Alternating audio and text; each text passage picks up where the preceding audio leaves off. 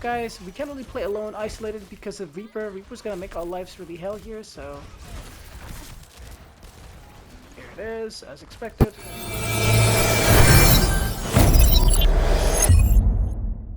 Hello boys and girls, ladies and gentlemen, welcome to today's video. Today's video we're going to be doing some Ana action, and in this series what we like to do is help you guys how to improve on Ana, because Ana is one of these supports, one of these heroes actually, that a lot of people tend to play here very wrong, and the entirety of the Ana skill lies in your positioning, really. So I've seen a lot of Ana players, honestly, even though they have decent mechanical skills, but they mess up badly because they have bad positioning. And Ana is, I think, the only character in the entire game that has absolutely no movement. So if you have bad positioning, you will get punished for it. So in this series, we're going to show you guys how to play better, how to play Ana better.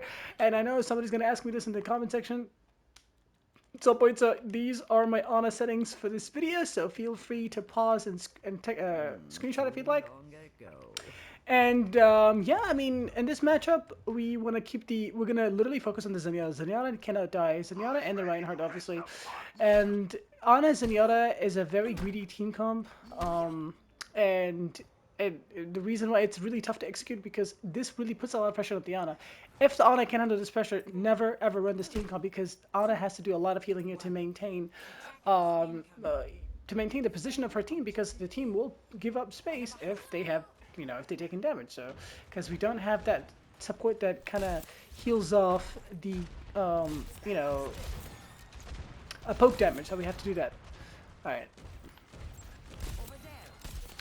Obviously, it's really not optimal to play in this position against a Pharah, so we will drop down in a second. The Pharah will force me anyway, so I'm just gonna... Never mind, my Ashe took care of her.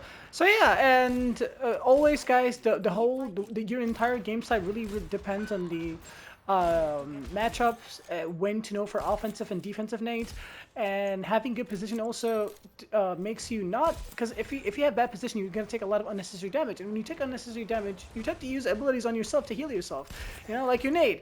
And if you do that, when you actually need the nade, you're not going to have it. So obviously, never compromise your position for somebody who has bad positioning. For example, that Ryan was overextending, and if he died, it's on him, not on me. Because if I go there to heal him, yeah, sure, I'll heal him, but I'll die, and I'll die for that heal. And by the time I die and then they push again, my team's not gonna have heals, so that my Ryan will die for sure. But if he doesn't get heals, typically anybody who doesn't get heals, they will just play defensive. They'll come back, and once they come back, you can heal them. So always have good positioning and be aware of the enemy team. And now, unfortunately, in this matchup, guys, we can't really play alone isolated because of Reaper. Reaper's gonna make our lives really hell here. So here it is, as expected. A little bit late on that chance, but I think you'll be able to keep the Cassidy alive. Yeah, we'll play. We won that. So yeah, we already know what's gonna happen here. The Reaper's gonna focus us a lot, and we literally called it, and we came back. We dropped down, and he literally's like, "Nah, I'm not gonna push it," because he knows once I get in a small room, it's gonna be very risky for him to push, because I can splash him with my nade, sleep him, and it's gonna be much easier for me to take that duel. So now we have Nano. Obviously, we're gonna Nano. Their team comp is actually weak to Bob, so we can even Nano Bob if need be, or even Nano the Zenyatta, we'll see. But I think nanoing Ryan is doesn't have to be a thing here, but it really depends. Really great shatter by this guy. You're nanoing Cassidy. I have really good nano targets here. Everybody in my team is a good nano target. Could have nanoed. Oh, that's a bad nano because he's gonna get windowed anyways, unless he survives, which is my perk saved him. But I peeked him to heal him, so I died because of the window. Yeah, that was unlucky, because as soon as I clicked nano, they windowed. So kind of unfortunate, but it is what it is. But yeah, as you guys can see, their team comp is really weak to Bob. So if she actually launched the Bob in a good position, the Bob will definitely clean up, because their team comp is just, it doesn't do good against Bob. Bob is their weakness here. And actually, Bob bought us a lot of time. We might be able to get another another touch. Wait, Zenyatta gets the Reaper. Okay, we do lose the Cassidy, but it's fine. We do have all of our heals. Bob comes out, but Bob is weak to our team comp because we have Zenyatta, man. Matchup things is very crazy in Overwatch, actually. It's actually crazy how our team comp is strong against Bob, but their team comp is really weak against Bob. So we are in a very good position to actually end the game here. I mean, right here, right now. But they're making some switches, but they do have Blossom. They have Lucio. They definitely have another fight, because the Lucio will definitely definitely speed them to the point quicker. They do have Reinhardt, and Reinhardt is really not the best against Zenyatta. And we do have Cassidy coming up. The Reaper will blossom. We need to be ready with the sleep, with the nades, everything. But we do have D.Va. So if D.Va is smart, she can eat it very quickly. My Zenyatta is already acknowledging the fact that there's a Reaper in our backline. Okay, they have Symmetra for the D.Va. What a crazy counter switch. Okay, the Reaper has already been spotted. My Zenyatta is already low. I'm reloading, unfortunately. Zenyatta will survive. An early Heinen for my Cassidy. Cassidy wipes out the Symmetra. That means my D.Va is free. But the Reaper is in.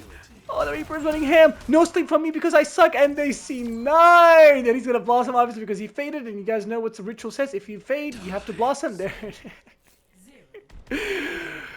Oh man, but that was absolutely clean. That was pristine. That was everything in between. That was really well played. I think the only mistake that I did was at the end there when I slept literally nothing. I should have definitely held it because I knew that they have Blossom. So I should never even use my sleep there because to begin with, I didn't need my sleep to begin with. But absolutely well played by my Cassidy, by my Ash, by literally everybody here. And shout out to my friends here. I'm recording with 2 of my friends, me and Nova. They're the GOAT, bro. This guy, bro, he's the GOAT. And Reinhardt, I know he's going to watch this sometime. And Nova is what it, like, guys, would you believe if I told you Nova is a Silver Mercy? Like, if I show you, the thing is, I'm lazy and I don't think I can put screenshots in the, because she sent it to me. She sent it to me on Instagram, so I don't think I can like transfer it and put it on there. But if I guys show you, she's so cute, isn't she? If I show you guys the screenshots of first stats, you'll be like, it's actually impossible that she's a Silver Ash. Like, it's actually crazy how a lot of low elo players, and when I say low elo, I'm talking about not play. I'm talking gold and below. They play much better than people in my elos, and it's actually crazy. Like, I'm like it just, how do you, it just doesn't make sense. Obviously this guy has the mythic weapon, so for the people that's gonna think that he's smurfing, I think he's not, because like, how would you buy a mythic on your ult account? This, wait, Ren has that emote too? Look at him being a cutie pie. But yeah, everybody's playing really well here, and hey, he did really well. He can chill as much as he wants. I don't think anybody has that right if you play really bad, but if you play good, bro, you can do whatever we want. But yeah, as you guys can see, since I'm an Ana player, I can handle the Zenyatta Ana team comp. It is very greedy, it's very tough, and I don't recommend you guys run it because it's really difficult. If you're gonna run Ana, it's really much better for you to run something like a Mercy with you or a Life Fever because it's really gonna help you a lot. But Ana Zenyatta, like, don't get me wrong, it's not a bad team comp. Like, it's actually one of the best, if not the best, support lineup to ever have. It's just the problem with that team comp is it's really greedy and it's really tough for the Ana because everything is gonna be on the Ana. Like, every responsibility, keeping the supports alive, keeping the DPS alive, keeping the tank alive, landing some good nays, keeping yourself alive, landing some good nanos. Everything's going to be on you. If you confidently trust your mechanical skills to handle all that pressure, then run it. Why not? Yeah, that's the whole reason why Ana Zenyatta is the most greediest support lineup you can have. I mean, yeah, there's a little bit greedy ones like Brig and Zenyatta, for example. But the difference is Brig Zenyatta offers AOE healing. So because the Brig can just literally, like, she can heal poke, but Ana cannot heal poke. You have to actually shoot at like, you don't have like anything that can heal poke like Mercy, like, I mean, reliably, like Moira and stuff like that. So yeah, I know today's video, I think I'm gonna end the video here, guys. I know usually my videos are longer, but I really don't have that much time today, and my schedule's been messed up, and something happened with my elbow. I'll give you guys an update on my next yapping session with Zenyatta. So I literally forgot even to record, but I was like, okay, let me just get on Overwatch, record real quick because I'm not gonna miss another upload.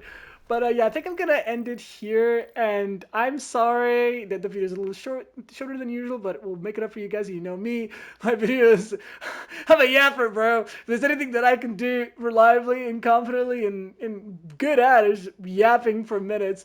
So boys and girls, thank you guys for watching, thank you guys for stopping by. I really hope you guys enjoyed. If you did, like the adventure, subscribe for new, share with your friends if you'd like it too. And before I end the video, I just want to say, I want to highlight something real quick. As you guys can see, the way that I play the game kind of changed as soon as he went Reaper. Against a Reaper, you can't play Sniper on it, like sitting all the way in the back and doing the whole position thing. It's really all about matchups. For example, when you have a Genji on your team, when they have a Genji on their team, you kind of need to play next to your team so you can land your nades, and you have to almost always save your nades for yourself.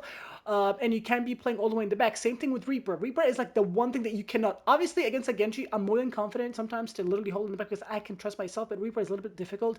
So if you don't trust yourself, I really recommend you to play next to your team or a little bit. Just don't be too isolated because that's what Reaper wants you to be. And boys and girls, ladies and gentlemen, I should catch you guys on to the next one. Be to the bye.